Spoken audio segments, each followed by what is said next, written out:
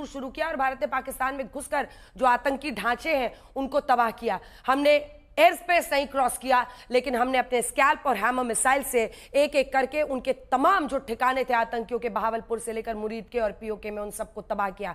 भारत परमाणु शक्ति संपन्न देश पर हमला करने वाला दुनिया का पहला देश बन गया है। देखिए, यूक्रेन परमाणु हथियार उसके पास नहीं है।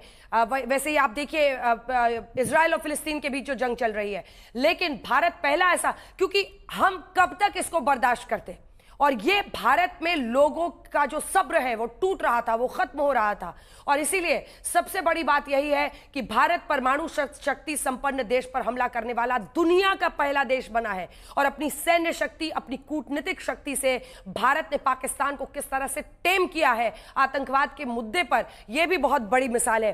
पीओके में भी कई आतंकी ठिकानों को हमने नष्ट किया, 3 आतंकी संगठनों के 9 ठिकानों को नष्ट किया। भारत के मिसाइल हमलों ने पाकिस्तान को दिया कि पाकिस्तान आर्मीज जेन्युइन जगुलर वेन, ये कहना बहुत जरूरी है और ये बार बार दोहराना जरूरी है, क्योंकि यही जगुलर वेन का इस्तेमाल जनरल मौलाना मुनीर ने किया था हिंदुओं के खिलाफ भड़काने के लिए। अब ये साफ है कि अगर उनका जगुलर वेन गया है तो फिर उनके लिए कितनी बड़ी मुश्किल है। हम आपको तमाम जो आतंकी हैं उनके भी डिटेल्स दिखा रहे हैं, एक बार सारे जो हमने नाम बनाए हैं उन आतंकियों के वो भी बता दीजिए। न जाने कितने आतंकी हमलों का आज हमने बदला लिया, IC-814 से लेकर अबू जिंदाल जो कि मुंबई के 26/11 में इन्वॉल्व था, ऐसे आतंकियों को हमने उनके अंजाम तक पहुंचाया है। पाकिस्तान एक्सपोज भी हुआ है उनके मतलब आप सोचिए, चीफ ऑफ आर्मी स्टाफ कहां पर फूल भेजता है सजदे में एक आतंकी के जनाजे नवाजा पर, और वहीं पर नमाज भी वही पढ़ रहा था। बड़ी कामयाबी है। प्रेम शुक्ला जी। निश्चित तौर पर आदरणीय नरेंद्र मोदी जी के नेतृत्व वाला नया भारत है जो आतंकवाद पर 0 टॉलरेंस की पॉलिसी रखता है। इसलिए हमने अपनी शर्तों पर आतंकवादियों के ठिकानों पर हमला करके उनको तबाह करके, और जब पाकिस्तान ने वहां से ड्रोन भेजे तो जहां से ड्रोन भेजे उस सिस्टम को भी तबाह करने में हमारी सेना ने कोई कोर कसर बाकी नहीं रखी। और अंततः पाकिस्तान के डीजीएमओ को यह निवेदन करना पड़ा कि भारत कृपा करके सीज फायर करे, हम सीज फायर करने को तैयार है। और भारत ने स्पष्टता से कह दिया है कि अगर आतंकवाद की कोई भी घटना हुई तो हम इसको युद्ध मानेंगे, और युद्ध की स्थिति में हम निश्चित तौर पर ईंट का जवाब पत्थर से देंगे।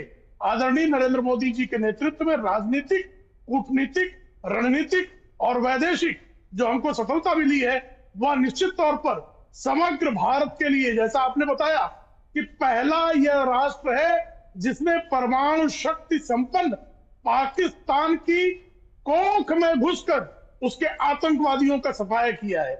और हमने लाहौर का जो है जिस तरह से उनका डिटेक्शन सिस्टम हमने जिस तरह से निपटाया, जिस तरह से हमने उनके अन्य स्थानों पर जहां से भारत के नागरिक ठिकानों पर हमले किए जा रहे थे, उन आक्रांताओं के ठिकानों को जिस तरह से ठिकाने लगाया है, निश्चित तौर पर एक बड़ा सबक समग्र दुनिया के सामने आदरणीय मोदी जी के नेतृत्व में भारत की सरकार ने, भारत की सेना ने समग्र विश्व को संदेश दिया है कि अगर कोई आतंकी घटना करेगा, अगर कोई निर्दोष भारतीय नागरिकों का बलिदान लेगा तो उसके घर में घुसकर उसको उससे कठिन भाषा में उसको मिट्टी में मिलाने में हम कोई कोर कसर बाकी नहीं रखेंगे।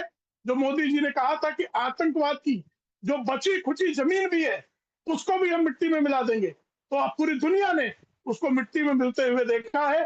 किसी ने कल्पना नहीं की थी कि जैश ए मोहम्मद का मसूद अजहर जार जार रोएगा।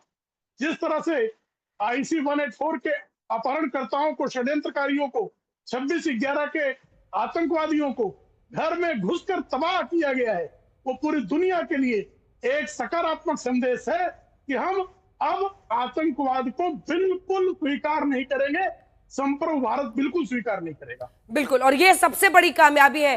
प्रधानमंत्री मोदी से मिलने के लिए पहुंचे हैं NSA अजित डोभाल, क्या वहां पर होता है उस पर हमारी नजर जल्दी से बनी हुई है। जनरल कुलकर्णी, जल्दी से छोटे छोटे रिमार्क्स में चाहती हूँ क्योंकि बहुत सारी खबरें तेजी से आ रही हैं, आप इसको किस तरह से देखते हैं? भारतीय सेना की बहुत बड़ी कामयाबी, भारतीय नेतृत्व, राजनीतिक नेतृत्व की बहुत बड़ी कामयाबी, क्योंकि भारत पहला ऐसा मुल्क बना है जिसने एक न्यूक्लियर मुल्क को आतंकवाद फैलाने की सजा देने की हिम्मत दिखाई है। अंजना जी, बहुत बहुत धन्यवाद। कोई शक नहीं कि भारतीय नेतृत्व को मुबारक, भारतीय फौज की निपुणता को मुबारक, और भारतीयों को एकजुट रहने के लिए मुबारक। बिल्कुल। ऐसा कोई मतलब ये वक्त ऐसा है। जय हिंद दोस्तों, अभिषेक ऑफिशियल टीवी में आपको स्वागत है। आपने इस डिबेट की वीडियो में देखा और सुना होगा कि कैसे भारत ने सीज फायर करा था अपने शर्तों पर, लेकिन उसका सीज फायर का उल्लंघन पाकिस्तान के द्वारा किया गया। सीज फायर जो हमारा ड्रोन चाचा है उन्होंने करवाया था, लेकिन इसका उल्लंघन करते हुए पाकिस्तान ने सीज फायर का उल्लंघन किया। इसको भारत ने युद्ध मानते हुए युद्ध छिड़ा है, लेकिन उस स्तर पर नहीं छिड़ा है, नॉर्मल उसका जवाब दिया जा रहा है, जिसमें ऐसा सुनने को मिला है कि एक भारत का जवान शहीद हो चुका है। उसके लिए हम सभी को बहुत दुख है, लेकिन आप सभी को साथ बने रहना है और जो भी झूठी खबरें आ रही है उसे ज़्यादा भ्रामक तरीके से फैलाना नहीं है। जो भी सच्ची खबरें हैं उन्हीं को शेयर करें और जो पता चले देखने वालों के लिए कि अगर इस तरह की होस्टाइल एक्टिविटी आपके मेनलैंड पर चल रही है और आप जो सिविल यातायात है उसको रोकने के लिए नोटाम जारी नहीं करते हैं, तो उससे होने वाले नुकसान के लिए भी आप खुद जिम्मेदार हैं। ठीक है, तो हम इस चीज की चिंता छोड़ दें कि पाकिस्तान का क्या नुकसान होगा। जो गलत ट्रैक पर है उसको गलत ट्रैक पर रहने दें। फिलहाल आज तक की अपडेट के हिसाब से 26 हमने पहलगाम में खोए थे। कल की सिविलियन एरियाज पे पाकिस्तानी अटैक्स के बाद 16 लाइव्स हमने और खो दी, हो गया 42। 59 इंजर्ड हैं। तो इन इफेक्ट अब तक हमने अचीव क्या किया है? आतंकवाद का समूल नाश हुआ नहीं। तो रावल 26 हुई थी, 16 ऐड हो गई उसमें। 42। बहावलपुर और मुरीदके में जो हमला किया वो आपको नहीं लग रहा है कि एक डिसाइसिव कदम था? और शायद पहली बार हमने किया ना पंजाब में, इससे पहले किया था क्या? बिल्कुल किया। उनकी जो बिल्डिंग्स है, टेरर इंफ्रास्ट्रक्चर मींस व्हाट, वो बिल्डिंग्स है। आप फिजिकल मींस से किस चीज को एड्रेस कर सकते हैं? फिजिकल मींस से आप फिजिकल थिंग्स को एड्रेस कर सकते हैं। नहीं तो आप और क्या जो चाह कि रहे हैं? हमारा क्या एस्टिमेट करना है, चाहिए? हमें ये करना चाहिए जो बहुत उससे पहले से immediately after Pahalgam attack various retired generals, various chief सब एक मत थे इस बात पर कि जब तक Pakistani army which dictates the term to the Pakistani state, उसकी रीढ़ की हड्डी उनकी कौम के सामने नहीं तोड़ी जाएगी, उनकी साइक बदलने वाली कैसे नहीं तोड़ी जाती है। रीढ़ की हड्डी? वो बिल्कुल तोड़ी जाएगी। पिछले मैं बताता हूं कैसे। जो मिलिट्री एक्शन से ही तोड़ी जाए, जाहिर सी बात है, मिलिट्री एक्शन से ही तोड़ेंगे। और ये उनको ही करना है, फैसला उन्हीं का होना है। एक बार फिर से जो तस्वीरें हैं और जो तमाम खबरें अपने दर्शकों को बता देते हैं सीमा के हालात पर। एक तरफ सेना प्रमुखों से आज रक्षा मंत्री ने जब बातचीत की है, उस तस्वीर के बारे में जरा आपको बताते हैं, क्योंकि उसको लेकर भी देश में बहुत चर्चा है इस वक्त। तो एक बार तस्वीरें दिखा दीजिए मेरे साथ स्क्रीन पर।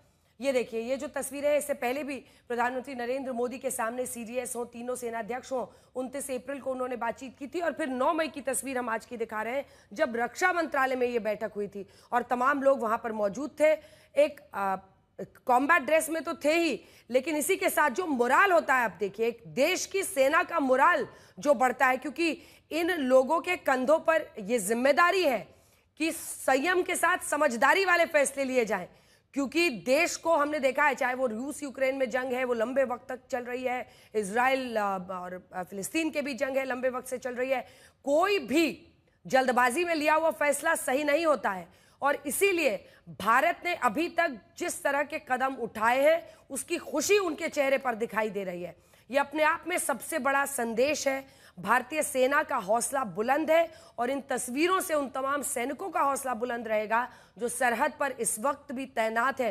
देखिए, मोर्चे पर जो हमारी तमाम डिफेंस सिस्टम है, वो अब एक एक करके जो हमने जानकारियां इकट्ठा की हैं आपके लिए कि आखिर हमने कैसे पाकिस्तान को ध्वस्त किया। तो हमारे एयर डिफेंस में आज हमने किन किन डिफेंस सिस्टम्स का इस्तेमाल किया है, एक के बाद एक जानकारियां आपको देते हैं और जो ग्राफिक्स है उसके जरिए आपको बताते हैं। क्योंकि अगर हमने अपने सुदर्शन चक्र कहने वाले S-400 का इस्तेमाल किया है, तो दुनिया की ये सबसे सक्षम एयर डिफेंस मिसाइल सिस्टम मानी जाती है, सबसे सक्षम। और देखिए, इजराइल के आयरन डोम की हमेशा बात होती है कई जगहों की, लेकिन जिस तरह से इसने काम किया है, अत्याधुनिक रडार है। दोस्तों, इस वीडियो को आज तक इस वीडियो को रिकॉर्ड किया गया था। अंजनम का सब एंकर है और आप सभी को मदर डे की ढेर सारी शुभकामनाएं। अभी तो भारत में युद्ध चल रहा है, जिसको लेकर हर तरफ से कुछ खबरें आ रही हैं। यहाँ पे बम गिरा, वहाँ पे बम गिरा, जिसको लेकर सुरक्षा को बहुत ही चौकड़ तरीके से किया जा रहा है, जिसको लेकर आप सभी को भी सजग रहने की ज़रूरत है। जितने भी भ्रामक खबरें हैं उनको प्रसारित ना करें और सेना का साथ दें, सेना के साथ बने रहें। तो मिलते हैं ऐसे ही दूसरी खबर के साथ बाद में। तो बने रहिए हमारे साथ, चैनल को सब्सक्राइब कर लीजिएगा। आप सभी को वीडियो देखने के लिए बहुत बहुत धन्यवाद। मिलते हैं अगली वीडियो में, तब तक के लिए जय हिंद, जय भारत, जय जवान।